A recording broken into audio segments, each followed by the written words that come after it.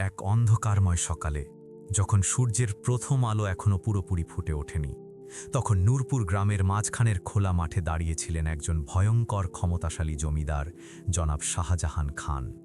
তার চোখে ছিল অহংকারের আগুন, হাতে ছিল ক্ষমতার লাঠি। গ্রামের সকল মানুষকে জড়ো করে তিনি গম্ভীর কণ্ঠে ঘোষণা করলেন, যেন আকাশ বাতাস কেঁপে উঠল তার কথায়। আপনারা নিজ নিজ জমির কাগজপত্র হাতে নিয়ে এক এক করে আমার সামনে হাজির হন। আজকের এই দিনের পর এই জমি আর তোমাদের থাকবে না। আজকের পর থেকে এই মাটির একমাত্র মালিক হবেন শুধু আমি, শাহজাহান খান। এখন আমার শেষ কথা মন দিয়ে শুনে নাও। এ আর কোনো সাধারণ গ্রাম নয়, এখন এটা আমার নিজস্ব এলাকা, আমার রাজত্ব। তোমরা গরিব অবস্থায় জন্ম নিয়েছ, গরিবই থেকে যাবে চিরকাল, কারণ এখন তোমাদের ভাগ্য আমার একটা সইয়ের উপর নির্ভর করবে। যে মাটিকে তোমরা মা বলে ডাকতে, যার জন্য রক্ত ঘাম ঝরিয়েছ, আজ থেকে সেই মাটি আমার সম্পত্তি, আমার জাগির। যে মাথা নিচু করে থাকবে, মেনে নেবে আমার আদেশ, তাকে দুবেলা দুমুঠো খাবারের নিশ্চয়তা দেওয়া হবে। কিন্তু যে সাহস করে মাথা তুলবে, প্রতিবাদ করবে, তার নাম, তার জমি, তার অস্তিত্ব সবকিছু চিরতরে মুছে ফেলা হবে এই মাটি থেকে। সময় আর বেশি নেই, মনোযোগ দিয়ে শোনো। তোমাদের প্রত্যেকের অ্যাকাউন্টে 1,00,000 টাকা জমা করে দেওয়া হয়েছে।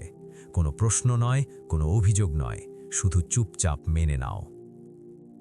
সাহেব, এই নিন আমাদের জমির সমস্ত কাগজপত্র।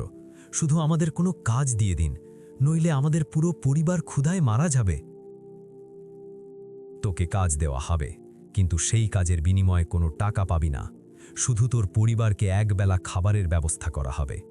এর চেয়ে বেশি কোনো আশা মনে রাখিস না।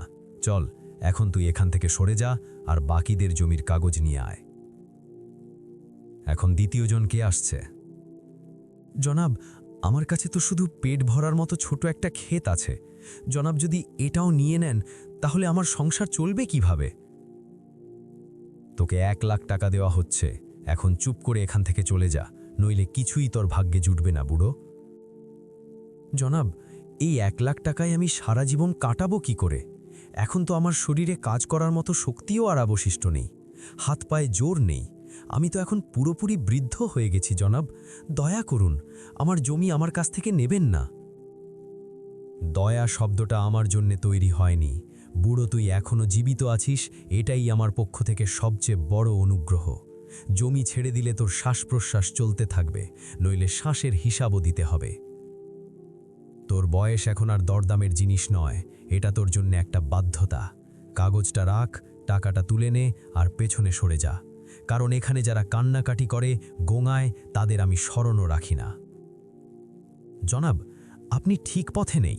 আপনার কোনো অধিকার নেই আমাদের সকলের জমির ওপর জোর করে দখল করার। আপনাকে আল্লাহ মাফ করবেন না। আল্লাহ? আমি নিজেই আল্লাহ, বুঝলি বুড়ো? এখন থেকে তোদের সকলের আল্লাহ আমি। আজকের পর এই নূরপুর গ্রামে আমারই পূজা হবে। তুই একটা শয়তান, যে মানুষের সুখ শান্তি কেড়ে নিচ্ছিস। আমি তোর বিরুদ্ধে থানায় অভিযোগ দায়ের করব। এখনও তোর জানা হয়নি, পুরো গ্রামের জমির জন্যে আমি সরকারকে 200 কোটি টাকা দিয়েছি। সরকার আমার পাশে আছে। তুই তো 2 কোটির মানুষ, আমার সামনে দাঁড়ানোর যোগ্যতাও তোর নেই, আর আমার সাথে অহংকার করে কথা বলছিস। তুই আমার বিরুদ্ধে কমপ্লেন করবি? বডিগার্ড হামজা, এই বুড়োকে গ্রামের সীমানার বাইরে বের করে দে। আজকের পর এই বুড়ো নূরপুরে আর থাকবে না। আর কেউ আছে যে আমার বিরুদ্ধে যাবে? যে আমার বিরুদ্ধে যাবে তাকে গ্রাম থেকে বিতাড়িত করা হবে। সেই গ্রামে আর ঠাঁই পাবে না। হামজা, এই বুড়োকে নিয়ে যা গ্রামের বাইরে।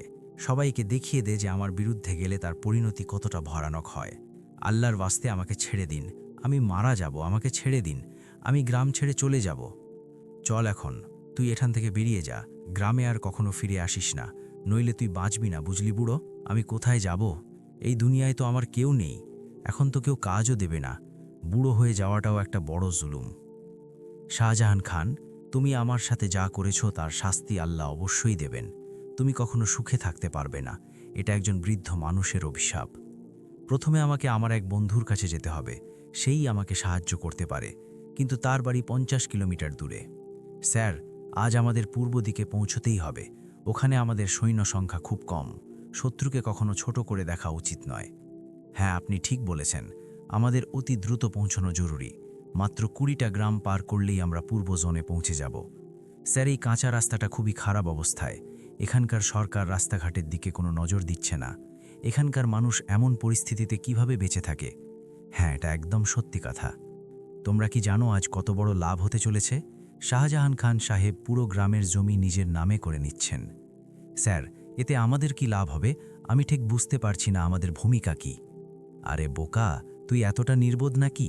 শাহজাহান খান সাহেব স্পষ্ট নির্দেশ দিয়েছেন, আজ এই গ্রামের রাস্তা দিয়ে কোনো গাড়ি যাবে না। তাই এই কাজের জন্য তিনি আমাদের 1 লাখ টাকা দেবেন। আজ আমাদের সব গাড়ি আটকে দিতে হবে। কোনো গাড়ি গ্রামের কাছাকাছিও যেতে পারবে না। চল, এখন বেশি কথা বলিস না। সবাই নিজ নিজ দায়িত্বে লেগে যা। আজ কেউ ছাড়া পাবে না। দারোগা সাহেব, আমরা রাস্তাটা পাথর দিয়ে পুরোপুরি বন্ধ করে দিয়েছি। এখন আর কোনো গাড়ি এগোতে পারবে না। এই কাজ তোমরা ভালোভাবে সম্পন্ন করেছ। এখন দেখি কে এখান দিয়ে এগিয়ে যায়। স্যার, আমরা এখন একটা ভালো রাস্তায় এসে পড়েছি। এটা শেষ গ্রামের রাস্তা। এরপর আমরা সরাসরি পূর্ব জোনে পৌঁছে যাব। স্যার, চারদিকে শুধু শুকনো বিরান জমি আর বিরান জমি দেখা যাচ্ছে। এখানকার মানুষ কিভাবে চাষবাস করে? সর্বত্র খরা আর শুষ্কতা। অফিসার, এখানকার লোকেরা চাষ করতে খুব কষ্ট পায়। গ্রামবাসীরা প্রাণপণ পরিশ্রম করে, কিন্তু সবকিছু আল্লাহর ইচ্ছা অনুযায়ীই ঘটে। এতগুলো গাড়ি একসাথে কোথায় যাচ্ছে? মনে হচ্ছে আজ এদিক থেকে ভালো রোজগার হবে। আজ আল্লাহ খুব দয়ালু। হাবিলদার, গুনে বলো কতগুলো গাড়ি আছে। প্রত্যেকের কাছ থেকে 5,000 টাকা করে নাও আর সবাইকে ফিরিয়ে দাও। দারোগা সাহেব, মোট 15টা গাড়ি, মোটরসাইকেল আর কার মিলিয়ে টাকা হয়েছে 75,000। এক্ষুনি সবার কাছ থেকে টাকা নিয়ে নিচ্ছি। স্যার, আমাদের যেতে দিন। আমরা আত্মীয়দের সাথে দেখা করতে যাচ্ছি। গ্রামে শাহজাহান খান আমাদের জমি হাতিয়ে নিতে চান। তোকে একবার বোঝালে বোঝা যায় না? আজ গ্রামে কেউ ঢুকবে না। আর তোমরা নো এন্ট্রি নিয়ম ভেঙে এসেছ, জরিমানা তো দিতেই হবে। চল, প্রথমে তুই টাকা বের কর, আর যে রাস্তা দিয়ে এসেছিস সেই রাস্তা দিয়ে ফিরে যা। নইলে থানায় নিয়ে তোর সব অহংকার ভেঙে দেব। দারোগা সাহেব, ওই দেখুন, একটা খুব বড় ট্রাক আসছে। আজ আমরা ধনী হয়ে যাব। কিন্তু এটা ইন্ডিয়ান আর্মির ট্রাক মনে হচ্ছে। হ্যালো ম্যাডাম, কোথায় যাচ্ছেন? তাড়াতাড়ি গাড়ি থেকে নামুন, আগে কেউ যাবে না। স্যার, জয় হিন্দ। আমরা সকল সৈনিককে পূর্ব জোনে দ্রুত পৌঁছতে হবে। আমরা এখানে থামতে পারি না। আমরা ইতিমধ্যেই দেরি করে ফেলেছি স্যার। আমি বললাম না কেউ এগোবে না? এটা আমার এলাকা। চলো, প্রথমে গাড়ি থেকে নামো আর গাড়ির কাগজ দেখাও। স্যার, আপনি জানেন না, আমাদের কেউ আটকাতে পারে না কোথাও যাওয়া আসা থেকে। ও ম্যাডাম, তোমাদের মতো ফৌজি থেকে আমরা ভয় পাই না। এখানে তোমাদের আমার কথা মানতেই হবে। ইন্সপেক্টর, তোকে জানা নেই তুই কার সাথে ঝগড়া করছিস? তোকে শেষবার বলছি, আমাদের যেতে দাও। না যেতে দিলে কি করবি তুই? দেখি তো একটু, তোর পোশাকে কতটা শক্তি আছে। ইন্সপেক্টর, নিজের সীমার মধ্যে থেকে কথা বল। তুই আমাকে বললি, আমি চুপ করে রইলাম, কিন্তু তুই আমার পোশাক নিয়ে একটা কথাও বললি, তোকে এখানেই জ্যান্ত কবর দিয়ে দেব। তুই আমাকে জ্যান্ত কবর দেবি? এখনও তোকে বোঝা হয়নি। এই কথা শাহজাহান খান সাহেবের কানে গেলে তোদের সবার পোশাক এখানেই খুলে নেওয়া হবে, বুঝলি? শাহজাহান? তুই কুকুরের মতো যে শাহজাহানের গুণগান করছিস, তোকে শাহজাহান পোশাক দিয়েছে নাকি সরকার? হাবিলদার, এই ফৌজি মেয়েটাকে ধরে ফেল। খুব বেশি মুখ খুলছে, একে থানায় নিয়ে যাব, তাহলে বুঝবে আমাদের সাথে পাঙ্গা নেওয়া কতটা মারাত্মক। সকল সৈনিক ট্রাক থেকে নেমে পড়ো। এখন এদের সবাইকে তাদের আসল জায়গা দেখাতে হবে। ফৌজির সাথে তর্ক করার পরিণাম কি হয়? লিডার, বলুন এদের সাথে কি করব? এদের সাহস কিভাবে হলো আপনার উপর হাত তোলার? প্রথমে ইন্সপেক্টরকে জিজ্ঞাসা করো। এই গ্রামের রাস্তায় চেকিং কেন চলছে? ইন্সপেক্টর, বলুন এখানে কার আদেশে চেকিং হচ্ছে? সাধারণ মানুষকে কেন আটকানো হচ্ছে? স্পষ্ট উত্তর দিন। সৈনিক, আপনারা সঠিক নিয়ম মানছেন না। একজন সিনিয়র ইন্সপেক্টরের সাথে এভাবে প্রশ্ন করার অধিকার আপনাদের নেই। এই এলাকা শাহজাহান খান সাহেবের প্রশাসনিক নিয়ন্ত্রণে রয়েছে। ইন্সপেক্টর, আইন কোনো শাহজাহানের নামে চলে না। আইন চলে সংবিধান দিয়ে। আর যখন জনগণকে বিনা কারণে আটকানো হয়, তখন জবাব দিতে হয়। বেটা, এই পুলিশরা কিচ্ছু বলবে না। আমি তোমাকে সত্যি কথা বলছি, এখানে কার নির্দেশে সব হচ্ছে। কিন্তু বেটা, যদি আমি সত্যি বলে দিই, তাহলে শাহজাহান খান আমাকে জ্যান্ত ছাড়বে না। আর এই পুলিশরাও তারই লোক। বাবা, আপনি ভয় পাবেন না। সব কিছু বিস্তারিত বলুন। গ্রামে কি ঘটছে, আপনি কি বলতে চান?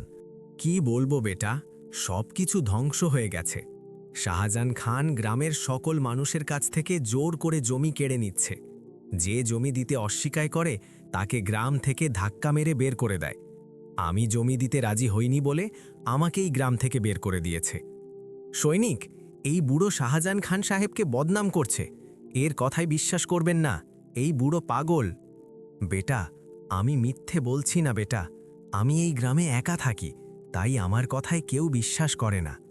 বাবা, আপনি ঘাবড়াবেন না, আমরা জানি আপনি সত্যি বলছেন, আমরা গ্রামে যাবই। আপনি কি আমাদের সাথে গ্রামে যাবেন?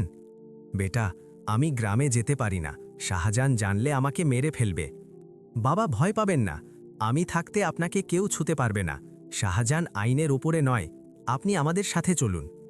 এখন আমি সকল সৈনিককে কিভাবে আটকাবো? শাহজাহান সাহেবকে কি জবাব দেব? বাবা চলুন, এখন আর দেরি করা উচিত নয়, শাহজাহানের খেলা শেষ হওয়ার সময় এসেছে। ম্যাডাম, আপনি এখান থেকে যেতে পারবেন না, আপনারা ফিরে যান, নইলে ভালো হবে না। তুই আমাকে আটকাবি? এখন সব কিছু আইন অনুসারে চলবে, শাহজাহান হোক বা যেই হোক, কেউ আইনের ওপরে নয়। তোমাদের সবাইকে তদন্তের জন্য আমাদের সাথে যেতে হবে। চলো তাড়াতাড়ি ট্রাকে ওঠো সবাই। বেটি, সামনে ডান দিকে মোড় নাও, এই সোজা রাস্তা ঠিক সেখানেই যায় যেখানে শাহজাহান সবার জমি হাতিয়ে নিচ্ছে। জি বাবা। শোনো গ্রামবাসীরা, পুরো নূরপুর গ্রামের জমি এখন আমার নামে হয়ে গেছে, এখন আমি যা বলবো তাই হবে এই গ্রামে।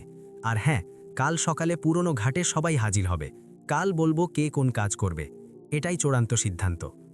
বাহ শাহজাহান সাহেব, আপনি কি সিদ্ধান্ত শোনালেন, শুনে মন ভরে গেল। আপনার নাম গ্রামে গ্রামে ছড়িয়ে পড়েছে। কিন্তু শাহজাহান সাহেব, মনে হচ্ছে আপনি আইন ভুলে গেছেন। জেনেছি আপনি গ্রামবাসীদের জমি জোর করে নিজের নামে করাচ্ছেন। ম্যাডাম, আমাদের ছোট্ট নূরপুর গ্রামে আপনাকে স্বাগতম। মনে হচ্ছে আপনাকে ভুল তথ্য দেওয়া হয়েছে। আমি তো গ্রামবাসীদের কল্যাণ করতে চাই। ম্যাডাম, আমি সব জমি টাকা দিয়ে নিয়েছি, আর গ্রামবাসীদের কাজও দিচ্ছি। এই গ্রামে বড় বড় কারখানা তৈরি হবে। এসব গ্রামবাসীদের সম্মতিতে হচ্ছে। আমাকে জানানো হয়েছে যে তার জমি আপনাকে দিচ্ছে না, তাকে আপনি গ্রাম থেকে বের করে দিচ্ছেন। ম্যাডাম, সব গ্রামবাসী রাজি, সবাইকে টাকা দেওয়া হয়েছে, কাজও মিলবে। তাদের আর কি চাই, সবার জমির মূল্য আমি দিয়ে দিয়েছি। না বেটা, এটা মিথ্যে বলছে, এর ভয়ে কেউ মুখ খোলে না। আপনি চলে গেলে শাহজাহান সবাইকে মারধর করবে বলে সব চুপ। হ্যাঁ বেটা, এটাই সত্যি, আমাকেও এই গ্রাম থেকে বের করে দিয়েছিল। এটা বিশ্বাসঘাতক, এই গ্রামে থাকার যোগ্য নয় বেটা, একে ছাড়বেন না। শুনলে শাহজাহান, বাবাকে গ্রাম থেকে বের করে দিয়েছিলে আর গরিবদের জমি জোর করে হাতাতে চেয়েছিলে। তোকে জানা আছে তোর ওপর কোন কোন ধারা লাগবে? ম্যাডাম, আপনি এখান থেকে চলে যান, এটা আমাদের গ্রাম, এখানে শুধু আমিই সিদ্ধান্ত নিই, এখানকার আইন আর সরকার আমি নিজে। এখনও আপনাকে ভালোভাবে বোঝাচ্ছি, সব গ্রামবাসীর জমির কাগজ তাৎক্ষণিক দিয়ে দিন আর আমাদের সাথে চলুন, নইলে পরে বলবেন না যে আমরা জোর করেছি। মনে হচ্ছে ম্যাডাম, আপনার এখনও আমার শক্তির পরিমাণ বোঝা হয়নি। আজ পর্যন্ত কেউ জন্মায়নি যে শাহজাহান খানের ওপর হাত তুলতে পারে। তোকে জানা আছে, আমাদের দেশে একটা প্রাচীন প্রবাদ আছে, সোজা আঙুলে ঘি বের হয় না, যতক্ষণ না আঙুল বাঁকা করা হয়। মনে হচ্ছে তোর সাথেও তাই করতে হবে। সকল সৈনিক, শাহজাহান খানকে ধরে ফেলো আর ট্রাকে বসাও, তাহলে বুঝবে। ম্যাডাম, তোমার কি মনে হয় তুমি আমাকে জেলে ঢোকাবে? আমি একদিন বাইরে এসে কাউকে ছাড়ব না। তোর স্বপ্ন স্বপ্নই থেকে যাবে, এখন আর কখনো তুই এই গ্রামে ফিরতে পারবি না। তোকে যাবজ্জীবন কারাদণ্ড হবে, সারা জীবন জেলে বসে চাকি পিষতে হবে। সৈনিক, তাড়াতাড়ি করো, ট্রাকে বসাও একে, এর অহংকার ভাঙা খুব দরকার। এখন আপনারা গ্রামে শান্তিতে থাকুন, এখন আর কখনো শাহজাহান খান এই গ্রামে ফিরবে না। নিজ নিজ জমিতে চাষ করুন আর সুখে শান্তিতে জীবন কাটান। ম্যাডাম জিন্দাবাদ, জিন্দাবাদ, ম্যাডাম জিন্দাবাদ, জিন্দাবাদ। আপনাদের নাড়া দিতে হলে নিজের দেশের নাড়া দিন, এটা আমার কর্তব্য ছিল যা আমি পালন করেছি। চলো সকলে মিলে নাড়া দিই, বাংলাদেশ জিন্দাবাদ, বাংলাদেশ জিন্দাবাদ। বন্ধুরা, আমাদের এই গল্পটি আপনাদের কেমন লাগলো এটা আমাদের কমেন্ট করে অবশ্যই জানাবেন, এবং ভিডিওটি শেষ পর্যন্ত দেখার জন্য আপনাদের ধন্যবাদ। এমন আরও গল্প দেখতে আমাদের এই চ্যানেলটি সাবস্ক্রাইব করুন।